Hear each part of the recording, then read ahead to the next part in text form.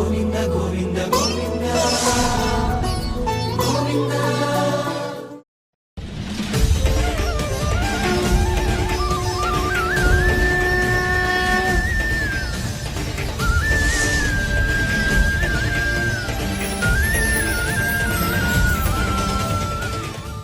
ఓం నమో వెంకటేశాయ. ఏడుకొండలవాడ వెంకటరమణ గోవింద గోవింద. శ్రీ శ్రీనివాస శ్రీ వెంకటేశ గోవింద గోవింద. కలియుగ ప్రత్యక్ష దైవం శ్రీనివాస పరబ్రహ్మ అనుగ్రహ విశేషంతో శ్రీమద్భాగవతంలో ఏకాదశ స్కంధంలోని విశేషాలు యథాశక్తి తెలుసుకుంటూ ఉన్నాం. నారాయణం నమస్కృత్య నరం చైవ నరోత్తమం దేవీం సరస్వతీం వ్యాసం తతో జయముదీరయేత్. సుఖయోగీంద్రుల వారు పరీక్షిన్ మహారాజునకు భగవల్లీలా విశేషాలను వర్ణించి చెబుతూ ఉన్నారు. పరమాత్మ తత్వాన్ని గురించి నిమిచక్రవర్తికి వృషభదేవుని పుత్రుడు వర్ణించి చెబుతున్నారు. అందులో ఆవిర్హోత్రుడనే పేరు కలిగినటువంటి మహానుభావుడిలా అంటూ ఉన్నారు. వేదోక్తమేవ కుర్వాణో నిస్సంగో అర్పితమీశ్వరే నైష్కర్మ్యాం లభతే సిద్ధిం రోచనార్థ ఫలశ్రుతి. వేద విహితమైనటువంటి కర్మను, వేదములలో వర్ణింపబడినటువంటి కర్మలను ఆచరించాలి. ఏ విధంగా అంటే అంతా పరమేశ్వరార్పణమస్తు అనే భావనతో ఆచరించాలి. ఫలాపేక్ష లేకుండా నిష్కామ కర్మ ఆచరించాలి. అలా వేద విహితమైన కర్మలను ఆచరించటం ద్వారా పరమాత్మ యొక్క అనుగ్రహాన్ని పొందుతారు. మరి యజ్ఞములలో వర్ణింపబడినటువంటి స్వర్గాది సుఖాలు, ఈ కర్మ చేయటం వల్ల ఈ లోకం లభిస్తుంది, ఈ కర్మ చేయటం వల్ల ఈ పుణ్యలోకం లభిస్తుంది అని చెప్పారు కదా. ఇది దేనికి అంటే కేవలము మోక్షాన్ని పొందడానికి, మనలో తగిన పరిణతిని సాధించటానికి ఉపయోగపడేటువంటి చక్కని మార్గములే. అవి కూడా ఏ విధంగానైతే రోగి అయినటువంటి వారికి తీయని పదార్థాలు చూపించి ఔషధాన్ని సేవింపజేస్తారో, అదేవిధంగా మోక్షాన్ని పొందడానికి ఇవే సాధనాలుగా ఉపకరించుకోవటానికి మాత్రమే ఉపయోగపడతాయి తప్ప కోర్కెలను పెంచటానికి కాదు అని చెప్పారు. య ఆశు హృదయ గ్రంథిం నిర్జిహీర్షు పరాత్మనః విధినోపచరేత్ దేవం తంత్రోక్తేన చ కేశవం. ఆ పరమాత్మను పొందడానికి చేయదగినటువంటి కర్మలను గురించి కదా వర్ణించి చెబుతున్నారు. అందులో భాగంగా ఎవరైతే ఈ హృదయమునందు ఉన్నటువంటి నానా విధములైన బంధములను వదిలించుకోవాలనుకుంటున్నారో, ఆ హృదయంలోనే అంతర్యామిగా ఉన్నటువంటి పరమాత్మను తెలుసుకోవాలనుకుంటున్నారో, ఆ చిక్కుముళ్ళన్నీ విడిపోవాలి, ఈ సంసార తాపత్రయముల నుంచి బయటపడాలి అని కోరుకునేటువంటి వారు ఏం చెయ్యాలి? వేదములకు అవిరుద్ధముగా, అంటే వేదములను అనుసరించి అహంకారాదులను పోగొట్టుకున్నటువంటి వాళ్ళై ఆగమ శాస్త్రములను అనుసరించి చక్కగా పరమాత్మను అర్చించాలి. విధినా ఉపచరేత్ దేవం తంత్రోక్తేన చ కేశవం. ఆగమ విధానంతో ఆ కేశవుణ్ణి శ్రీ మహావిష్ణువుని చక్కగా అర్చించి పూజించి ఆ స్వామి అనుగ్రహాన్ని సంపాదించవచ్చు. లబ్ధానుగ్రహ ఆచార్యాత్ తేన సందర్శిత ఆగమః మహాపురుషమభ్యర్చేత్ మూర్త్యాభిమతయాత్మనః. ఒక చక్కని గురువుని ఆశ్రయించి ఆ సద్గురువు ద్వారా మంత్రదీక్షను స్వీకరించి ఆ నామాన్ని చక్కగా మూలమంత్రాన్ని ఉచ్చారణ చేస్తూ పూజా విధానాన్ని, షోడశోపచార పూజా విధానాన్ని చక్కగా నేర్చుకుని మనకిష్టమైనటువంటి స్వరూపంతో భగవంతుణ్ణి ఆరాధన చెయ్యాలి. మనకిష్టమైన స్వరూపం ఏదైతే ఆ అర్చామూర్తిగా పరమాత్మను ఆగమశాస్త్ర విధితో గురువు యొక్క ఉపదేశంతో చక్కగా అర్చన చెయ్యాలి. శుచి సమ్ముఖమాసీనః ప్రాణ సంయమనాదిభిః పిండం విశోధ్య సన్యాసకృత రక్షో అర్చయేత్ హరిం. ముందుగా దేహాన్ని, తర్వాత మనస్సుని శుద్ధి చేసుకోవాలి. పిండం విశోధ్య, బాహ్య అంతర్గతమైనటువంటి శుచి కలిగినటువంటి వాడై, సమ్ముఖమాసీన, స్వామి ఎదురుకుండా కూర్చుని స్వామి రూపాన్ని దర్శిస్తూ, ఇష్టదైవము యొక్క అర్చామూర్తిని కళ్ళారా దర్శిస్తూ, శంఖచక్రాది గదాద్య ఆయుధములతో, 4 చేతులతో స్వర్ణఖచితమైన కిరీటాన్ని, మణులు పొదిగిన కిరీటాన్ని ధరించి చక్కని ముఖవర్చస్సుతో ప్రకాశించేటువంటి ఆ స్వామి దివ్య రూపాన్ని ఆపాదమస్తకము ఆస్వాదిస్తూ చూస్తూ, ప్రాణ సంయమనాదిభి, ప్రాణాయామాదులు చేసి ఆ తరువాత అంగన్యాస కరన్యాసములను కూడా ఆచరించినటువంటి వారై ఆ విష్ణువుని చక్కగా అర్చించాలి. అర్చాదౌ హృదయే చాపి యథాలబ్ధోపచారకై ద్రవ్యక్షిత్యాత్మలింగాని నిష్పాద్య ప్రోక్ష్య చాసనం. ఆ పరమాత్మను అర్చామూర్తిగాను అర్చించాలి. అదే మూర్తిని హృదయంలో నిలుపుకుని హృదయమునందు కూడా అర్చించాలి. ఎదురుగుండా మనం కళ్ళతో చూచినటువంటి రూపాన్ని ఈ కళ్ళ ద్వారా హృదయంలో నింపుకోవాలి. ఆ మూర్తియే మన హృదయంలో ఉన్నాడని భావన చేస్తూ చక్కగా అర్చామూర్తిని అర్చించినట్లయితే దాని ఫలితం అమోఘంగా ఉంటుంది. అదేవిధంగా పూజ చేసేటువంటి స్థానాన్ని శుద్ధి చేయటం, చక్కని పూజా ద్రవ్యాలన్నీ ఏర్పాటు చేసుకోవటం, సంప్రోక్షణ చేసి ఆ స్వామివారిని ఆహ్వానిస్తూ స్వామికి ఆసనాన్ని ఏర్పాటు చేయటం, సాక్షాత్తు పరమాత్ముడే వచ్చి ఆసనం మీద ఆసీనుడై ఉన్నాడనేటువంటి భావన కలిగి ఉండాలి. పాద్యాదీన్ ఉపకల్ప్యాథ సన్నిధాప్య సమాహితః హృదాదిభిః కృతన్యాసః మూలమంత్రేణ చార్చయేత్. స్వామి ఆసీనుడవు కావయ్యా, కూర్చో, ఇదిగో అర్ఘ్యాన్ని ఇస్తున్నాను, ఇదిగో పాదములు కడుక్కోవడానికి ప్రక్షాళన చేసుకోవడానికి పాద్యాన్ని అందిస్తున్నాను అని స్వామి చెంతకు చేరి ఎంతో శ్రద్ధతో ఏకాగ్రతతో హృదయము ద్వారా పరమాత్మను సాక్షాత్కరించుకుంటూ అంగన్యాస కరన్యాసములను ఆచరించిన తరువాత మూలమంత్రంతో ఆ మూర్తిని అర్చించాలి భావన చేస్తూ. సాంగోపాంగాం సపార్షదాం తాం తాం మూర్తిం సమంత్రతః పాద్యార్ఘ్యాచమనీయాద్యైః స్నానవాసో విభూషణైః. సాంగోపాంగాం తాం తాం మూర్తిం, ఏదైతే ఇష్టదైవ స్వరూపమున్నదో ఆ స్వరూపానికి సంబంధించినటువంటి పరివార దేవతలు, అలాగే సాంగం సాయుధం సవాహనం సపత్ని పరివార సమేతం దేవం ఆవాహయామి పూజయామి, విష్ణుం ఆవాహయామి పూజయామి.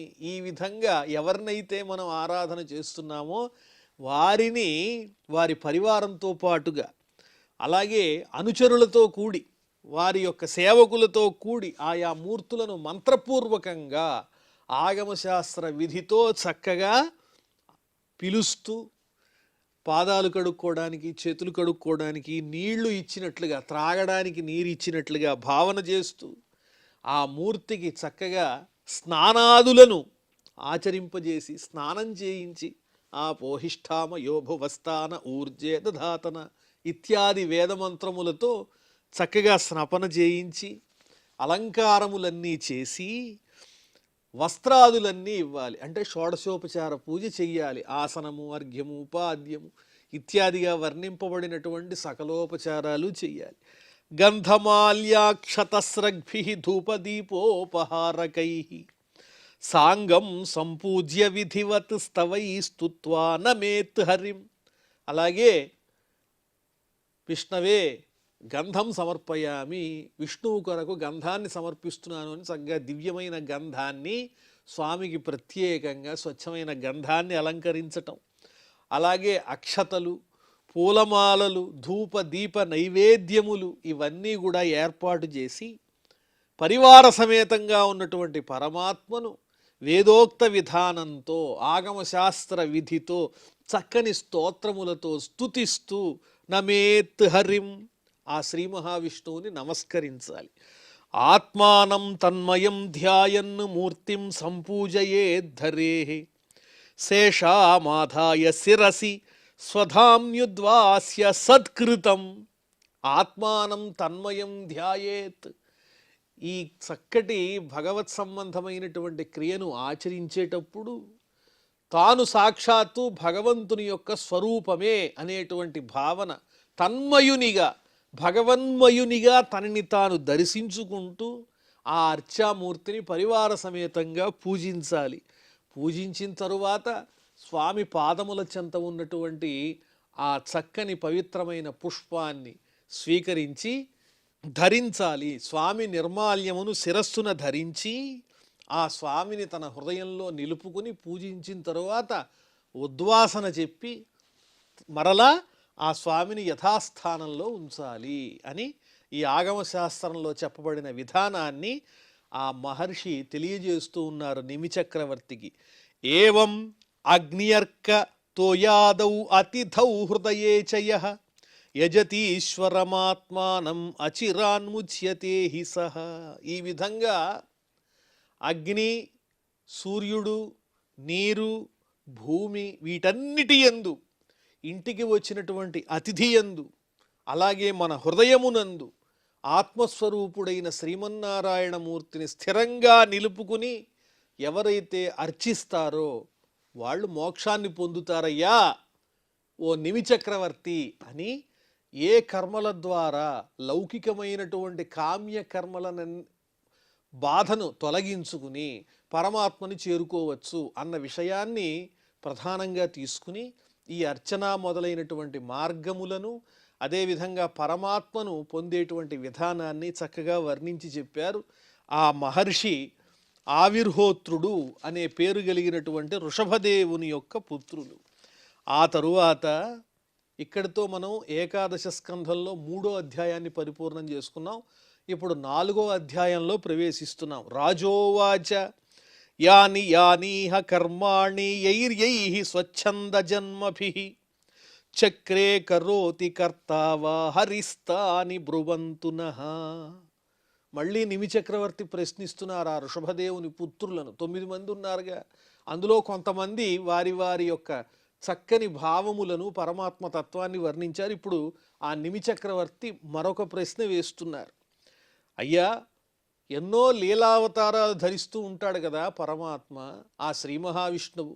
ఆ ధరించినటువంటి లీలావతారములతో ఏ ఏ విధమైన విలక్షణమైన విచిత్రమైన కర్మలను ఆచరిస్తూ ఉంటారో, ఆచరించారో, ఆచరిస్తున్నారో, ఆచరించబోతున్నారో భూత భవిష్యత్ వర్తమానములకు సంబంధించిన ఆ పరమాత్ముని యొక్క దివ్య వైభవాన్ని మాకు వర్ణించి చెప్పండి, ఆ స్వామి లీలావతారములను అని ప్రశ్నించారు నిమిచక్రవర్తి. అప్పుడు ద్రుమిళుడు అనే పేరు కలిగినటువంటి ఆ ఋషభదేవుని పుత్రులలో మరొక ఋషి ఈ విధంగా సమాధానం చెబుతున్నారు నిమిచక్రవర్తికి. నాయనా, యోవా అనంతస్య గుణాననంతాన్ అనుక్రమిష్యన్ సతు బాలబుద్ధి రజాంసి భూమేః గణయేత్ కథంచిత్ కాలేన నైవాఖిల శక్తి ధామ్నః. అనంతమైనటువంటి కళ్యాణ గుణములకు స్థానభూతుడైనటువంటి వాడు పరమాత్ముడు శ్రీ మహావిష్ణువు నారాయణుడు. ఆ శ్రీమన్నారాయణమూర్తి యొక్క అనంతమైనటువంటి గుణములను ఎవరైనా లెక్క పెట్టగలరా? అది అసాధ్యము కదా. ఎంత వర్ణించినా కూడా వాటికి అంతము ఉండదు. అలాంటి అనంత గుణాకరుడైన స్వామి యొక్క గుణములను లెక్క పెట్టడం అంటే ఎలాంటిదంటే, ఈ భూమిపై ఉన్నటువంటి రజస్సును, ధూళిని ఏ విధంగా అయితే రేణువులను లెక్క పెట్టడానికి మనం ప్రయత్నిస్తామో అది ఎంత అసాధ్యమో, ఆకాశంలో ఉండే నక్షత్రాలను లెక్క పెట్టడం మొదలెడితే అది ఎంత సాధ్యమో, అదేవిధంగా పరమాత్ముడైన శ్రీమన్నారాయణమూర్తి యొక్క దివ్యమైనటువంటి గుణములను, కళ్యాణ గుణములను వర్ణించి చెప్పటం అనేది అంత దుర్లభము.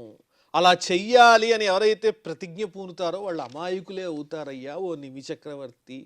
ఆ గుణములకు అవధి లేదు. భూతైర్యదా పంచభిరాత్మ సృష్టైః పురం విరాజం విరచయ్య తస్మిన్ స్వాంసేన విష్టః పురుషాభిధానం అవాప నారాయణ ఆదిదేవ. ఆదిదేవుడైనటువంటి శ్రీమన్నారాయణమూర్తి, ఈ జగత్తునంతా సృష్టించినవాడు శ్రీమన్నారాయణమూర్తి. ఆ సృష్టిలో భాగంగానే పంచభూతాలు పృథివ్యప్తేజో వాయురాకాశములనే పేరు కలిగినటువంటి పంచభూతములను, అదేవిధంగా వాటితో నిండిన ఈ సమస్తమైనటువంటి బ్రహ్మాండాన్ని ఏర్పాటు చేశాడు. అలాగే ఆ జగత్తులో తాను ప్రధానమైనటువంటి అంశభూతంగా కూడా వెలుగొందుతూ ఉన్నాడు. స్వాంసేన విష్టః పురుషాభిధానం, విరాట్ పురుషుడు అనేటువంటి పేరుతో తాను ప్రధాన పురుషుడై ఆ బ్రహ్మాండమునందు విరాజిల్లుతూ ఉన్నాడు. అందువల్లనే ఆయన్ని విరాట్ పురుషుడు అంటారు. ఆయనే ఎవరు అంటే ఆదిదేవుడైనటువంటి శ్రీమన్నారాయణమూర్తి అని వర్ణించి చెబుతున్నారు. యత్కాయ ఏష భువనత్రయ సన్నివేశో యస్యేంద్రియైః తనుభృతాం ఉభయేంద్రియాణి జ్ఞానం స్వతశ్వసనతో బలమోజ ఈహ సత్వాదిభిః స్థితిలయోద్భవ ఆదికర్త. సృష్టి స్థితి లయములనేటువంటి కార్యములను నిర్వహించేటువంటి వాడు, సత్వ రజస్తమో గుణములనేటువంటి మాయాగుణములతో సృష్టి స్థితి లయములను నిర్వహించేటువంటి ఆ ప్రధాన పురుషుడు ఎవరు అంటే శ్రీమన్నారాయణమూర్తియే. రజస్సు అనేటువంటి గుణంతో సృష్టిస్తాడు, సత్వం అనేటువంటి గుణంతో ఈ జగత్తునంతటినీ కూడా నడిపిస్తాడు, తమస్సు అనేటువంటి గుణంతో ఈ సృష్టినంతా కూడా లయం చేస్తూ ఉంటాడు. ఆ స్వామి సామర్థ్యము చేతనే ఈ దేహధారులైనటువంటి జీవుల యొక్క ఇంద్రియాలన్నీ చైతన్యవంతమవుతున్నాయి. జ్ఞానేంద్రియాలు, కర్మేంద్రియాలు, అలాగే వారిలో ఉండేటువంటి ఈ శారీరక సంబంధమైన మానసిక సంబంధమైన క్రియాశక్తి ఏదైతే ఉంటుందో అదంతా ఎవరి వల్ల ప్రకాశిస్తోంది, ఎవరి వల్ల చైతన్యవంతమవుతోంది, ఈ దేహధారులందరూ ఏ విధంగా అయితే సమర్థులవుతున్నారో దాని కారణభూతమంతా ఎవరు అంటే ఆ పరమాత్ముడే. అంతర్యామిగా ఉన్నటువంటి ఆ పరమాత్ముని యొక్క ఉచ్ఛ్వాస నిశ్వాసముల యొక్క శక్తి వల్లనే ఈ దేహధారులైనటువంటి జీవులందరూ కూడా శక్తివంతులవుతున్నారు. ఇంద్రియములన్నీ కూడా పటిష్టమవుతూ ఉన్నాయి, వాటి శక్తిని ప్రదర్శించగలుగుతూ ఉన్నాయి. ఆ శక్తి ఎక్కడి నుంచి వచ్చిందంటే పరమాత్మ నుంచే వచ్చింది.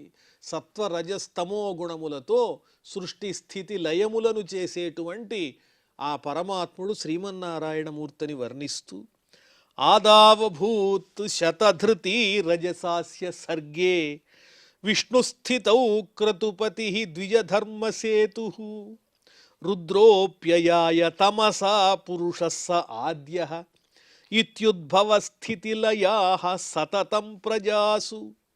అదే విషయాన్ని ఇంకా స్పష్టంగా చెబుతున్నారు. సృష్టి స్థితి లయములను ఏ విధంగా స్వామి చేస్తున్నాడో తెలియజేస్తూ మొట్టమొదట సృష్టి చేసేటప్పుడు శతధృతి బ్రహ్మగారి రూపంలో రజోగుణంతో సృష్టిని ఏర్పాటు చేస్తాడు. ఆ తర్వాత పాలన అనేటువంటిది సత్వగుణంతో విష్ణుస్థితౌ క్రతుపతి ద్విజధర్మసేతు, ఆ విష్ణుస్వరూపుడై స్థితిని ఏర్పాటు చేస్తాడు, నడిపిస్తూ ఉంటాడు. ఆ శ్రీ మహావిష్ణువు ఎవరు అంటే సాక్షాత్తు యజ్ఞపతి, యజ్ఞస్వరూపుడు, యజ్ఞభోక్త. అదేవిధంగా వేదవేత్తలందరికీ కూడా పరిపాలకుడు ఎవరంటే శ్రీమన్నారాయణమూర్తే అని వర్ణిస్తున్నారు. వేద ధర్మములన్నింటినీ నిలబెట్టినటువంటి వాడు స్థితికారకుడు శ్రీమన్నారాయణమూర్తి. సత్వగుణంతో ఈ సృష్టిని నడిపిస్తాడు, రజోగుణంతో బ్రహ్మస్వరూపుడై సృష్టిస్తాడు. మరి ఆ తరువాత ఆ పరబ్రహ్మస్వరూపుడైన శ్రీమన్నారాయణమూర్తియే రుద్రస్వరూపుడై ప్రళయాన్ని కలిగిస్తాడు. తద్వారా ఈ సృష్టి అంతా లయం చేస్తూ ఉంటాడు పరమేశ్వరుని రూపంలో. ఈ విధంగా కల్పాంతముల యందు ఇది ఎప్పుడూ జరుగుతుండేటువంటి ఒక చక్కని పరమేశ్వరుని యొక్క లీలా విశేషం. సృష్టి స్థితి లయము అనేటువంటివి సమస్తమైన ప్రాణులకు కూడా జరుగుతూనే ఉంటాయి.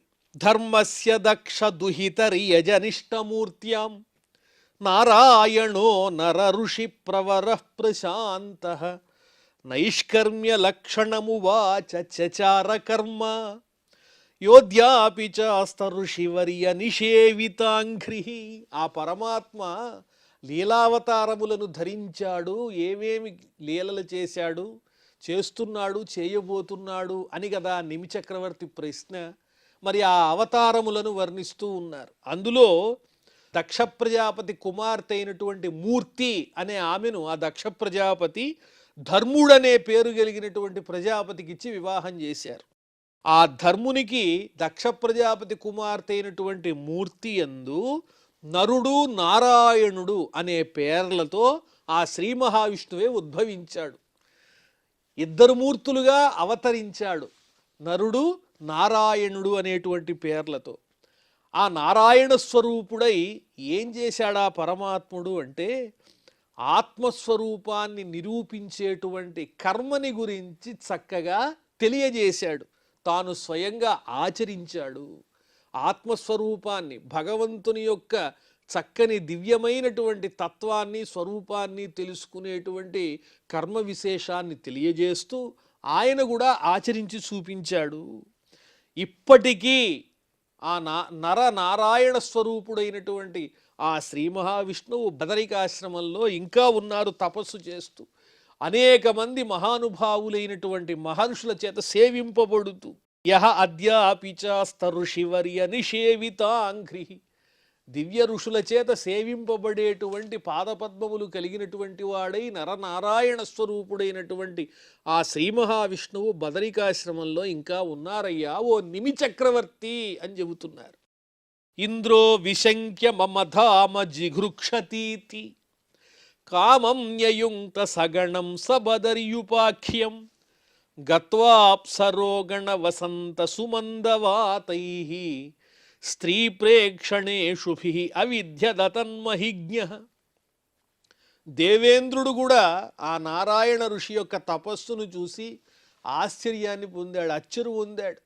కానీ ఇంద్రుడికి సహజంగానే ఒక భీతి. ఎందువల్ల ఇలా అవిచ్ఛిన్నంగా ఈ ఋషి తపస్సు చేస్తున్నాడు, నా ఇంద్ర పదవిని ఏమన్నా కోరుతున్నాడేమో, కాబట్టి ఈ తపస్సు సాగడానికి వీల్లేదు అని ఉపాయం చేసి అనుమానంతో సంశయంతో దేవేంద్రుడంతటి వాడు ఏం చేశాడంటే మన్మధుణ్ణి ప్రయోగించాడు.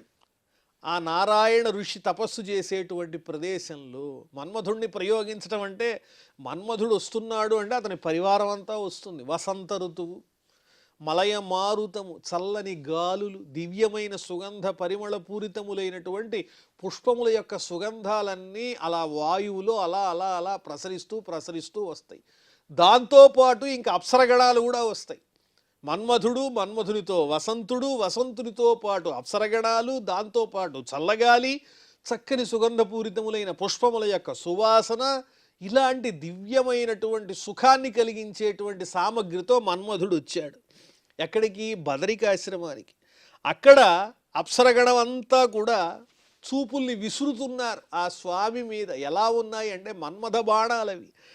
అయినప్పటికీ వాళ్ళంతా అజ్ఞానంలో ఉన్నారు. ఈ అజ్ఞానం వారిది కాదు, వాళ్ళని పంపించినటువంటి దేవేంద్రుడిది. విజ్ఞాయ శతకృతమక్రమమాది దేవ ప్రాహ ప్రహస్య గత విస్మయ యజమానాన్ మా భైష్ట భో మదన మారుత దేవవధ్వో గృహీతనో బలిమశూన్యమిమం కురుధ్వం. ఆ వచ్చినటువంటి మహేంద్రుని యొక్క ఆజ్ఞతో వచ్చిన పరివారానికి నారాయణ ఋషి చక్కగా స్వాగతం పలికారు. లోపల వికారాలు లేనటువంటి వారు చక్కగా మాట్లాడగలుగుతారు. వారిలో ఏ విధమైనటువంటి బెరుకు ఉండదు. ఏ ప్రలోభాలకు లొంగనటువంటి వారికి అప్సరసలు వస్తే ఏమి, సంపదలు వస్తే ఏమి, ఏ వచ్చినా ఒకటే. అందువల్ల నారాయణ ఋషి నిష్కల్మషమైన హృదయంతో వచ్చినటువంటి ఆ ఇంద్రుని యొక్క సమూహానికి స్వాగతం పలికి, మీరేం భయపడక్కర్లేదు, నా ఆశ్రమంలో స్వచ్ఛందంగా ప్రవేశించవచ్చు, ఇంతవరకు ఆశ్రమం శూన్యంగా ఉంది, మీ రాకతో ఒక చక్కని వాతావరణం ఏర్పడింది, ఒక వేడుక ఏర్పడింది, దీనివల్ల ఇబ్బంది ఏమీ లేదు అని చక్కగా నారాయణ ఋషి స్వాగతం పలుకుతున్నారు. వాళ్ళేమో ఆ ఋషిని చూచి భయపడిపోతూ వణుకుతున్నారు, శపిస్తారేమోనని. కానీ వీరందరి మాయలకు మించినటువంటి ఏకాగ్రత ఆ నారాయణ ఋషిలో ఉన్నది, సాక్షాత్తు శ్రీ మహావిష్ణువు ఎందే. కాబట్టి వారు ఏ రకంగానూ ఆయన్ని ప్రభావితం చెయ్యలేరు. ఆ విషయం దేవేంద్రుడు గమనించలేకపోయాడు. మరి ఆ తరువాత ఏం జరిగిందో మనం మళ్ళీ తెలుసుకుందాం. ప్రస్తుతం క్షమా ప్రార్థనాదులతో ఈ కార్యక్రమాన్ని పరిపూర్ణం చేసుకుందాం. అథ క్షమా ప్రార్థన. యదక్షరపదభ్రష్టం మాత్రాహీనంచ యద్భవేత్ తత్సర్వం క్షమ్యతాం దేవ నారాయణ నమోస్తుతే. శ్రియఃకాంతాయ కళ్యాణ నిధయే నిధయేర్ధినాం శ్రీవేంకట నివాసాయ శ్రీనివాసాయ మంగళం.